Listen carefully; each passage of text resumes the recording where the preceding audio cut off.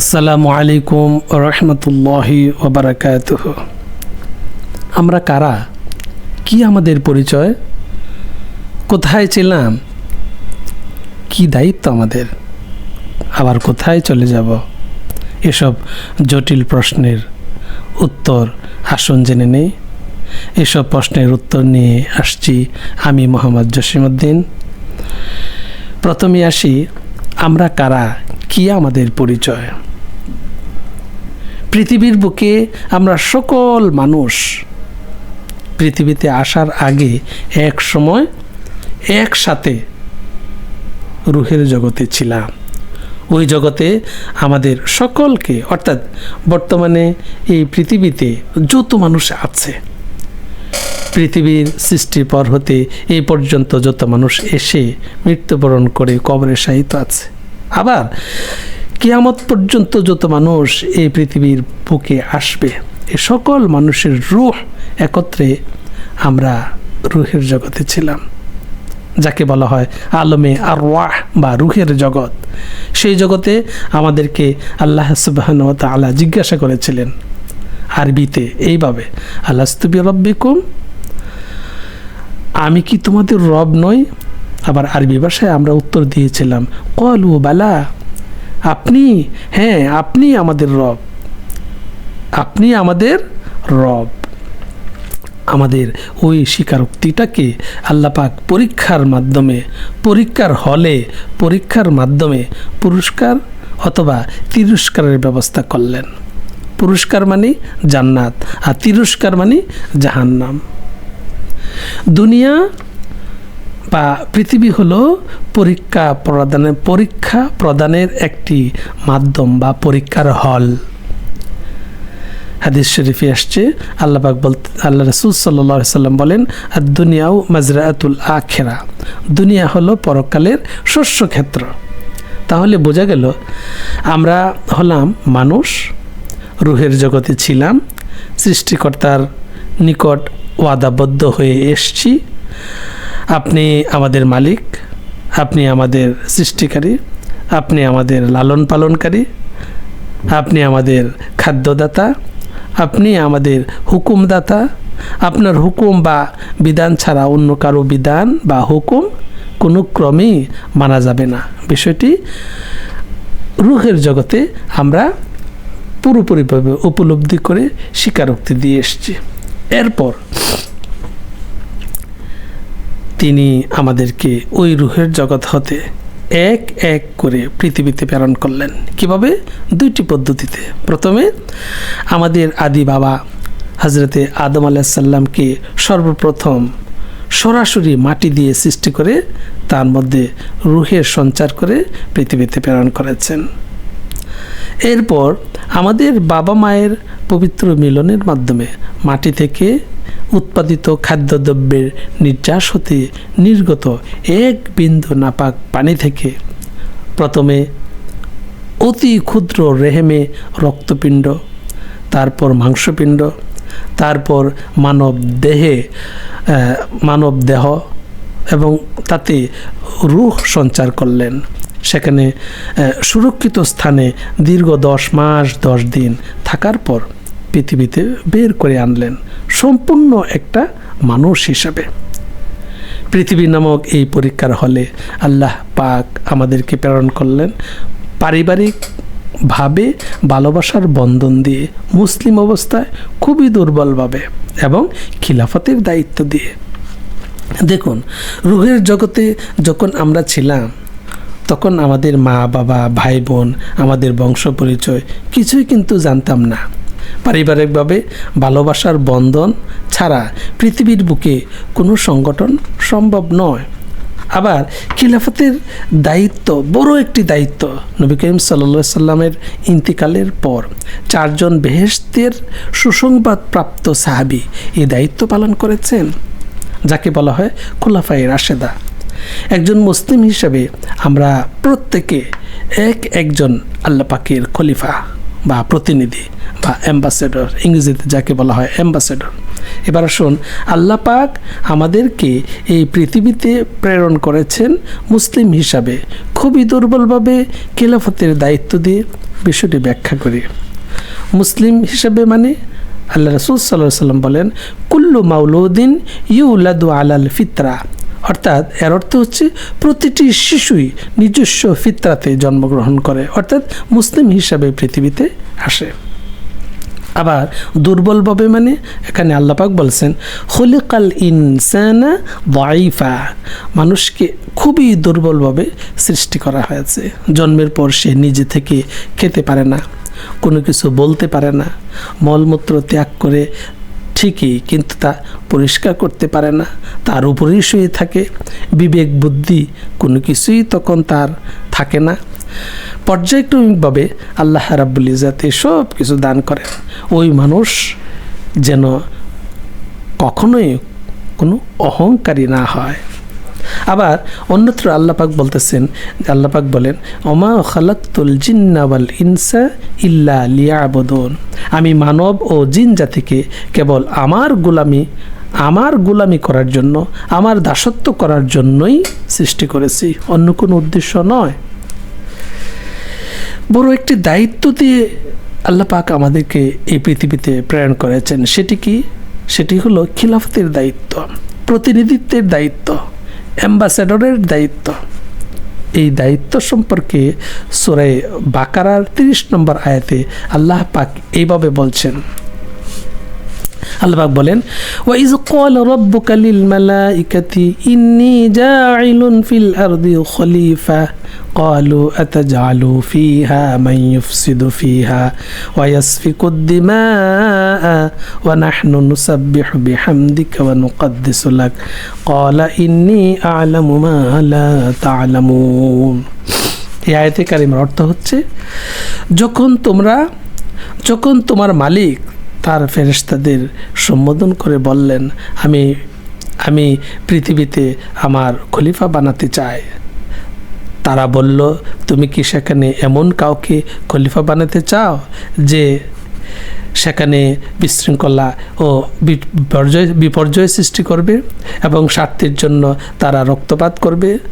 আমরাই তো তোমার প্রশংসা জ্ঞাপন করছি, আমরাই তোমার প্রশংসা সহকারে তোমার তাসবিহ তাহলিল পড়ছি এবং প্রতিনিয়ত তোমার পবিত্রতা বর্ণনা করছি। আল্লাহ রাব্বুল ইজ্জত বলেন, আমি যা জানি তোমরা তা জানো না। এই খিলাফতের দায়িত্ব নিয়ে আল্লাহ রাব্বুল ইজ্জত আবার সূরা আহজাবের 72 এবং 73 নং আয়াতে এই খিলাফতের দায়িত্বটাকে আল্লাহ পাক আমানতদারির দায়িত্ব নিয়ে ব্যাখ্যা করেছেন, বলেছেন। সেটা কিভাবে? সেখানে আল্লাহ পাক বলেন, ইন্না আরাদনাল আমানাতা আলাস সামাওয়াতি ওয়াল আরদি ওয়াল জিবাল ফাআবাইনা আন ইয়াহমিলনাহা ওয়া আশফাকনা মিনহা ওয়া হামালাহাল ইনসান ইন্নাহু কানা যালুমান জাহুলা ليعذب الله المنافقين والمنافقات والمشركين والمشركات ويتوب الله على المؤمنين والمؤمنات وكان الله غفورا رحيما। অবশ্যই আমি কোরআনের এই আমানত একসময় আসমানসমূহ, পৃথিবী ও পর্বতমালার সামনে পেশ করেছিলাম। তারা একে বহন করতে অস্বীকৃতি জ্ঞাপন করল, সবাই এতে ভীত হয়ে গেল। অবশেষে মানুষ তা বহন করে নিল। নিঃসন্দেহে সে মানুষ একান্তই জালেম এবং এই আমানত বহন করার পরিণাম সম্পর্কে একান্তই অজ্ঞ। আল্লাহ তাআলা মুনাফিক পুরুষ, মুনাফিক নারী, মুশরিক পুরুষ, মুশরিক নারীদের এই আমানতের দায়িত্ব অবহেলার জন্যে কঠোর শাস্তি দেবেন এবং মুমিন পুরুষ ও মুমিন নারীদের উপরে এই আমানতের দায়িত্ব পালনে ভুল ত্রুটির জন্যে ক্ষমা পরবশ হবেন। নিঃসন্দেহে আল্লাহ তাআলা একান্তই ক্ষমাশীল ও পরম দয়ালু। এই আমানতের দায়িত্ব সঠিকভাবে পালন না করলে কি হবে আমাদের? আল্লাহ পাক এই আমাদের অবস্থানটা কি হবে সেই দিন, সেটার একটু চিত্র আমি সূরা ফুরকানের 28 থেকে 30 নং আয়াতে কারিমার মাধ্যমে তুলে ধরছি। আল্লাহ পাক বলেন, ওয়ায়াউমা ইয়াউদ্দুজ যালিমু আলা ইয়াদাইহি ইয়াকুলু ইয়া লাইতানি ইত্তাখাযতু মা'আর রাসূলি সাবিলা ইয়া ওয়াইলাতা লাইতানি লাম আত্তাখিজ ফুলানান খলিলা লাকাদ আদাল্লানি আনিজ যিকরি বা'দা ইজ জাআনি ওয়া কানা আশ-শাইতানু লিল ইনসানি খাযুলা ওয়া ক্বালা আর-রাসূলু ইয়া রাব্বি ইন্না কওমি ইত্তাখাযু হাযাল কুরআনা মাহজুরা। এই আয়াতে কারিমার অর্থ হচ্ছে, সেদিন জালেম ব্যক্তি খুবই দুঃখে নিজের হাত দুটো দংশন করতে করতে বলবে, হায় আমি যদি দুনিয়ায় রাসূল সাল্লাল্লাহু আলাইহি ওয়াসাল্লামের সাথে দ্বীনের পথ অবলম্বন করতাম, হায় আফসোস দুর্ভাগ্য আমার, আমি যদি অমুককে নিজের বন্ধু না বানাতাম। আমার কাছে দ্বীনের উপদেশ আসার পর সে তা থেকে আমাকে বিচ্যুত করে দিয়েছিল। আর শয়তান তো হর হামেশায় মানুষকে বিপদের সময় একলা ফেলে কেটে পড়ে। সেদিন রাসূল সাল্লাল্লাহু আলাইহি ওয়াসাল্লাম বলবেন, হে আমাদের মালিক, হে আমার মালিক, অবশ্যই আমার জাতি পবিত্র কোরআনকে একটি পরিত্যাজ্য বিষয় বলে মনে করেছিল। এই খিলাফতের দায়িত্ব বা আমানতের দায়িত্ব পালনের একটি ছক বা চিত্র হচ্ছে কিভাবে আমরা এই খিলাফতের দায়িত্ব বা এই আমানতদারির দায়িত্ব আমরা পালন করতে পারি। আসুন কোরআন থেকেই আমরা জানি। সূরা আল ইমরানের 102 নম্বর আয়াতে কারিমে আল্লাহ পাক বলতেছেন, ইয়া আইয়ুহাল্লাযীনা আমানুত্তাকুল্লাহা হাক্কা তুকাতিহি ওয়া লা তামুতুন্না ইল্লা ওয়া আনতুম মুসলিমুন। হে মানুষ, তোমরা যারা আল্লাহর উপর ঈমান এনেছো, আল্লাহকে ভয় করো, ঠিক যতটুকুন তাকে ভয় করা উচিত। যথাযথভাবে আল্লাহকে ভয় করতে হবে। আল্লাহর কাছে পরিপূর্ণভাবে সম্পূর্ণভাবে আত্মসমর্পণকারী না হয়ে তোমরা কখনো মৃত্যুবরণ করো না। এই আয়াতে কারিমা 102 নম্বর আয়াতে কারিমা সূরা আল ইমরানের এই আয়াতে কারিমার মধ্যে আমরা এই 4টি বিষয় আমরা এখানে পাই। 4টি বিষয় কি? নাম্বার 1, আল্লাহ পাক আমানু বলে, ইয়া আইয়ুহাল্লাযীনা আমানু বলে ঈমানদারদেরকে অ্যাড্রেস করেছেন, ঈমানদার ব্যক্তিদেরকে সম্বোধন করেছেন। সত্যিকার অর্থে ঈমানদার কারা? যারা আল্লাহকে পরিপূর্ণভাবে বিশ্বাস করে, ওই বিশ্বাস অনুযায়ী কাজ করে, ভালো কাজগুলো করে, তারাই হচ্ছে ঈমানদার। এই ঈমানদারদেরকে নিয়ে আল্লাহ পাক অন্যত্র বলতেছেন, কোথায়? আয়াতুল কুরসির পরের আয়াতে আল্লাহ বলতেছেন, আল্লাহু ওয়ালিয়ুল্লাযীনা আমানু ইউখরিজুনাহুম মিনাজ যুলুমাতি ইলান নূর ওয়াল্লাযীনা কাফারু আউলিয়াউহুমুত তাগুত ইউখরিজুনাহুম মিনান নূরি ইলাজ যুলুমাত।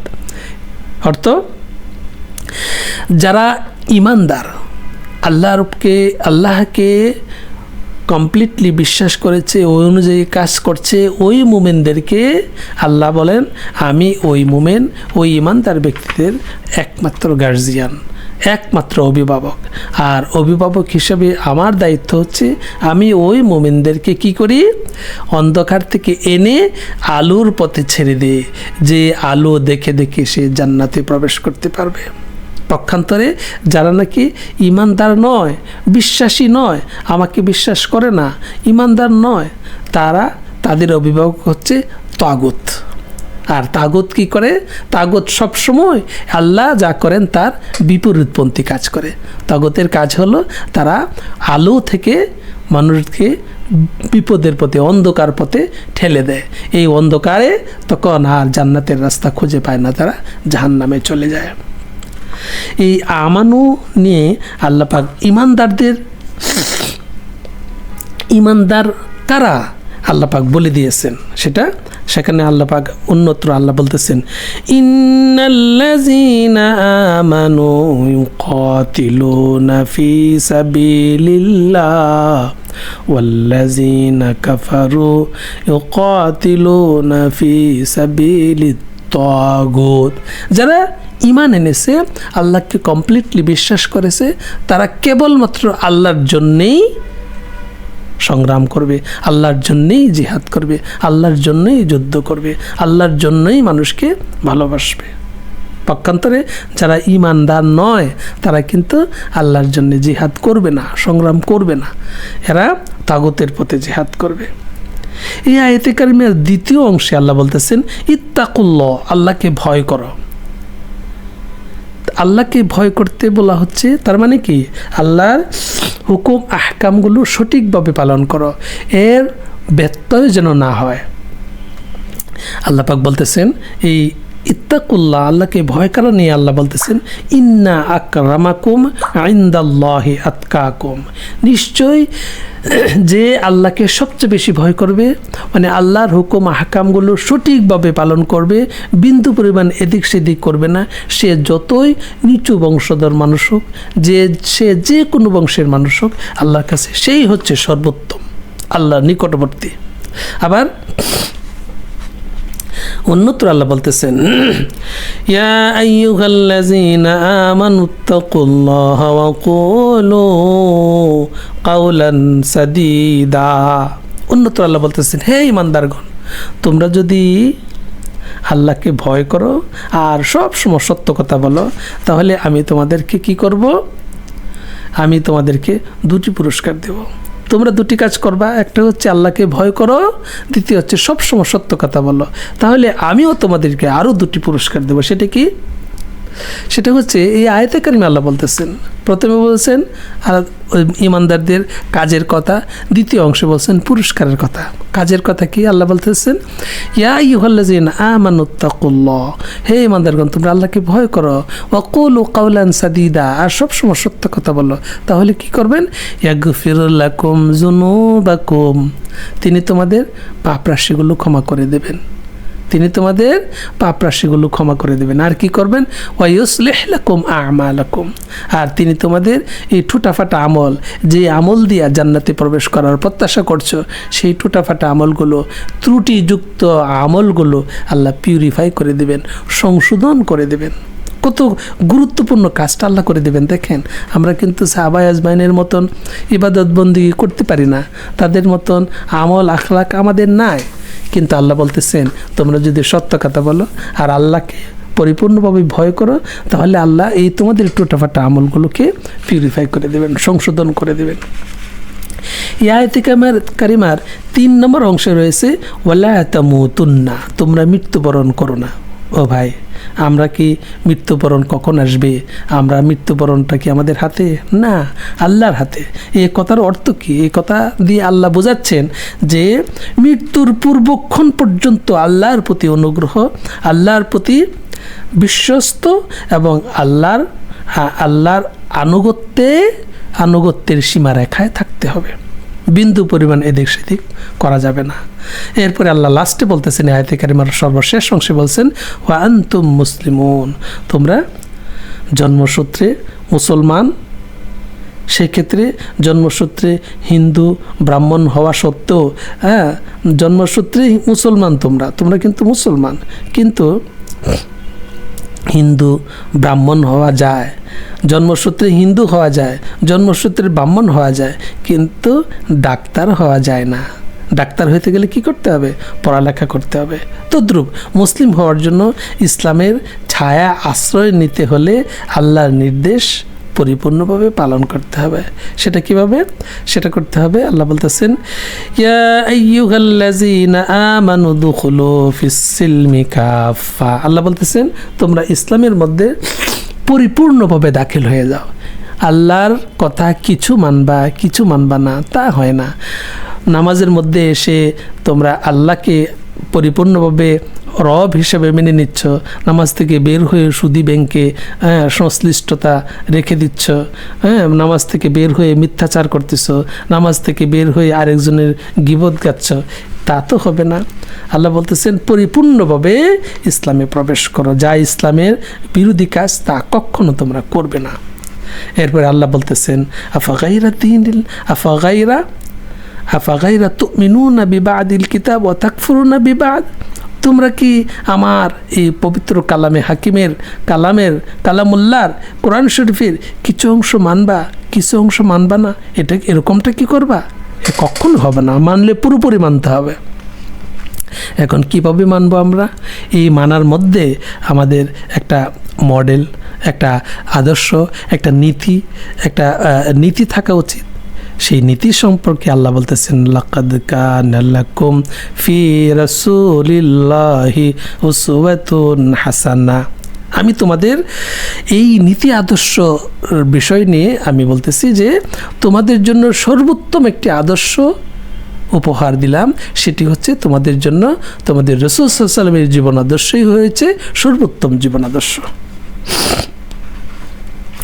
আল্লাহ পাক এই জীবন আদর্শ আমরা কিভাবে গ্রহণ করতে পারি এর একটা চিত্র, মডেল, একটা কমপ্লিট ছক আল্লাহ পবিত্র কালামে হাকিমের এই আল ইমরানের 102 পরে 103 নম্বর আয়াতে আল্লাহ বলতেছেন ওয়াতাসিমু বিহাবলিল্লাহি জামিআন ওয়া লা তাফাররাকু واذكروا نعمة الله عليكم إذ كنتم أعداء فألف بين قلوبكم فأصبحتم بنعمته إخوانا وكنتم على شفا حفرة من النار فأنقذكم منها كذلك يبين الله لكم আয়াতিহি লাআল্লাকুম তাহতাদুন। এর অর্থ হচ্ছে তোমরা সবাই মিলে আল্লাহর রশিকে শক্তভাবে আঁকড়ে ধরো এবং কখনো পরস্পর বিচ্ছিন্ন হও না। তোমরা তোমাদের উপর আল্লাহর সেই নিয়ামতের কথা স্মরণ করো যখন তোমরা একে অপরের দুশমন ছিলে, অতঃপর আল্লাহ তাআলা তাঁর দ্বীনের বন্ধন দিয়ে তোমাদের একের জন্য অপরের মনে ভালোবাসার সঞ্চার করে দিলেন। অতঃপর যুগ যুগান্তরের শত্রুতা ভুলে তোমরা আল্লাহর অনুগ্রহে একে অপরের ভাই হয়ে গেলে, অথচ তোমরা ছিলে হানাহানির অগ্নিকুণ্ডের প্রান্ত সীমায়। অতঃপর সেখান থেকে আল্লাহ রাব্বুল ইজ্জাত তাঁর রহমত দিয়ে তোমাদের উদ্ধার করলেন। আল্লাহ তাআলা এভাবে তার নিদর্শনসমূহ তোমাদের কাছে স্পষ্ট করে বর্ণনা করেন যাতে করে তোমরা সঠিক পথের সন্ধান পেতে পারো। এই আয়াতে কারিমা সূরা আল ইমরানের 103 নম্বর আয়াতে কারিমা আল্লাহ পাক যে কথাগুলো আমাদেরকে উপহার দিয়েছেন সেখানে আমরা চারটি বিষয় আমরা পাইতে পারি। এখানে প্রথমে বলেছেন ওয়াতাসিমু, মানে সুদৃঢ়ভাবে ধরো। কি ধরতে বলছেন? বিহাবলিল্লাহ, আল্লাহর রজ্জু, আল্লাহর রশিকে সুদৃঢ়ভাবে ধরো। ওয়ালা তাতাফাররাকু, এবং এতে কিভাবে ধরতে বলছেন? যে বিচ্ছিন্ন হয়ে যাওয়া যাবে না, ধরবা এমনভাবে ধরতে হবে আল্লাহর রজ্জুকে যেন বিচ্ছিন্ন যেন না হই। এরপরে বলতেছেন যে কি ধরতে হবে? বিহাবলিল্লাহ, আল্লাহর রশিকে ধরতে হবে। আল্লাহর রশি কি? আল্লাহর রশি হচ্ছে আল্লাহর দ্বীন ইসলাম। এরপরে লাস্টে আল্লাহ বলছেন এই রশিকে যদি ধরি, আল্লাহর দ্বীন ইসলামকে যদি সুদৃঢ়ভাবে আঁকড়ে ধারণ করি, তাহলে কি হবে? তাহতাদুন, সঠিক পথের সন্ধান পেয়ে যাবে। তাহলে এই আয়াতে কারিমার চারটি বিষয়। একটা হচ্ছে ওয়াতাসিমু বিহাবলিল্লাহ, আল্লাহর রজ্জুকে সুদৃঢ়ভাবে ধরতে হবে। ওয়ালা তাতাফাররাকু, এতে বিচ্ছিন্ন হওয়া যাবে না। আর ধরলে কি হবে? এই রশিকে যদি আল্লাহর দ্বীন ইসলামকে যদি আমরা সুদৃঢ়ভাবে ধারণ করি তাহলে কি হবে? তাহলে সঠিক পথের সন্ধান পেয়ে যাব। মানে এমন একটা পারফেক্ট রাস্তা আমরা পেয়ে যাব যে রাস্তা দিয়ে অনায়াসে, নির্বিঘ্নে, নিঃসন্দেহে, নিশ্চিন্তে জান্নাতে চলে যাওয়া যাবে। তারপরের আয়াতে কারিমে আল্লাহ বলতেছেন যে তোমরা যে আল্লাহর রাস্তায় যাবে এবং আল্লাহর রাস্তায় যাওয়ার জন্য যেই রশিটাকে, যে হাবলুনটাকে, যেই সংগঠনটাকে আমি ধরতে বলেছি, সেই সংগঠনটাকে কিভাবে ধরবে, সেই সংগঠনটা কি? আল্লাহ তারপরে আয়াতে আল্লাহ বলতেছেন, ওয়ালতাকুম মিনকুম উম্মাতুন ইয়াদউনা ইলাল খায়রি ওয়া ইয়ামুরুনা বিল মা'রুফ ওয়া ইয়ানহাউনা আনিল মুনকার ওয়া উলাইকা হুমুল মুফলিহুন। তোমাদের মধ্য থেকে এমন একটি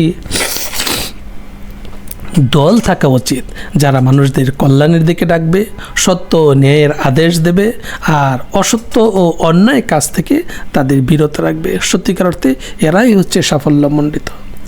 দেখেন, এখানে আল্লাহ বলতেছেন তোমাদের মধ্যে একটি দল বা সংগঠন থাকা উচিত, যার মাধ্যমে করণীয় কাজ হলো যে এই সংগঠনের মাধ্যমে কি করা যাবে, সকল প্রকারের কল্যাণের দিকে মানুষদেরকে ডাকা যাবে এবং সকল প্রকার অকল্যাণ থেকে মানুষকে ফিরায় রাখা যাবে।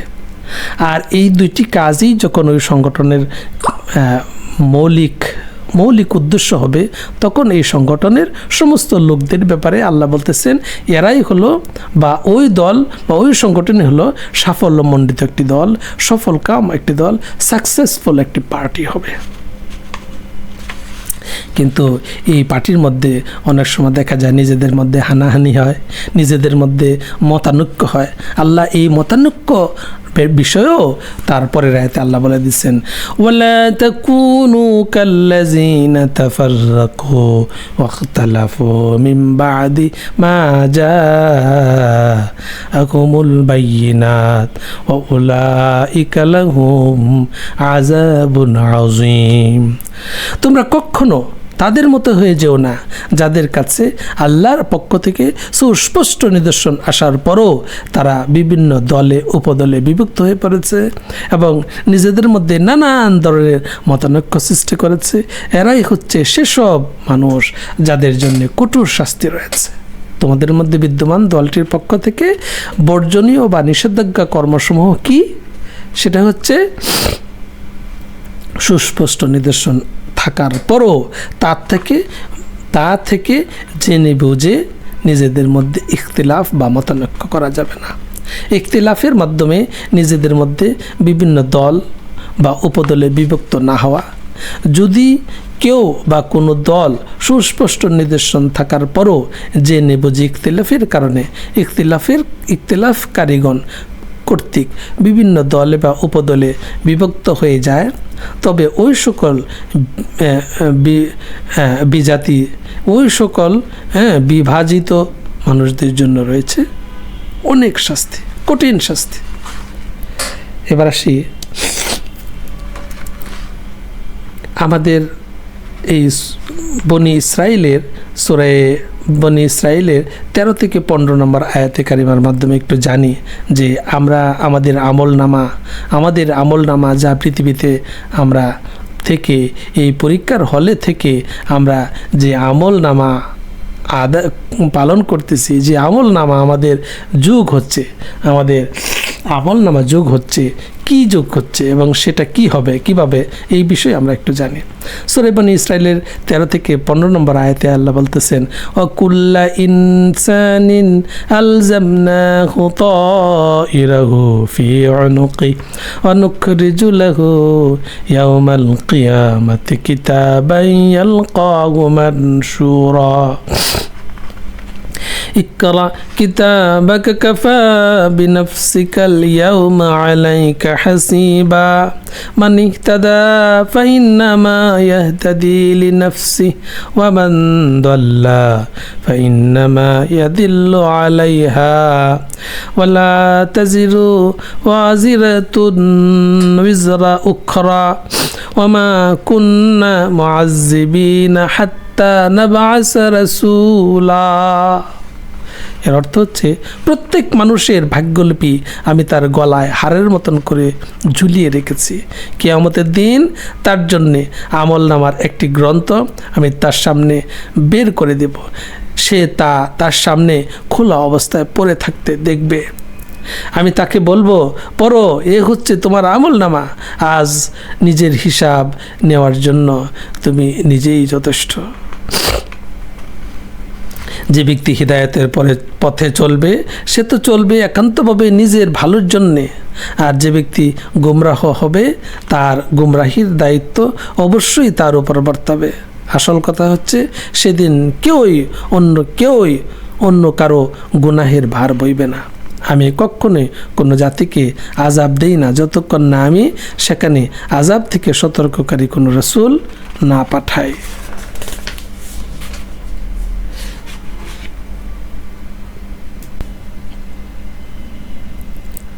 অতএব আমাদের এই আয়াতে কারিমার আলোকে আমাদের উচিত আমরা যেন একটি পবিত্র সংগঠনের আওতাভুক্ত হয়ে আল্লাহর হুকুম হাকামগুলো সঠিকভাবে সুচারুরূপে সুন্দরভাবে পালন করার মাধ্যমে এই পৃথিবীতে থেকে আল্লাহর জান্নাত যেন আমরা নিশ্চিত করতে পারি, আল্লাহর জান্নাতের হকদার যেন আমরা হতে পারি, এইভাবে নিজেকে তৈরি করতে হবে।